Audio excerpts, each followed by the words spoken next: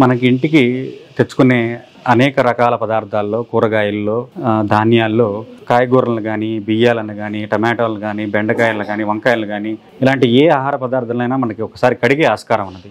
ఈ రైతు ఏ పురుగు మందైతే మిరపకాయల మీద కొట్టారో అదే పురుగు మందుని మనం పొట్టల్లోకి తీసుకువెళ్ళిపోతున్నాము. ఒక సామాన్య కుటుంబంలో ఎవరైనా సరే భరించగలిగే వాళ్ళు కానీ, భరించలేని వాళ్ళు కానీ, ముఖ్యంగా మొట్టమొదటగా మన ఇళ్లల్లో మార్చవలసిన ఏదైనా ఒక ఆహార పదార్థం ఉంది అంటే అది ఎండుమిర్చి పొడి. దీన్ని కారం. ఈ కారాన్ని కనుక మనము గో ఆధారితంగా పండించిన కారం కనుక వినియోగించకపోతే మిరప పంటలో వచ్చే తెగుళ్ళు కానివ్వండి, పురుగులు కానివ్వండి, వాటిని నివారించడానికి వినియోగించే హానికరమైన రసాయనాలన్నీ మన పొట్టలోకి వచ్చి చేరుకుంటున్నాయి. దీని ద్వారా క్యాన్సర్ లాంటి మహా రోగాలను బారిన మనం పడాల్సి వస్తుంది.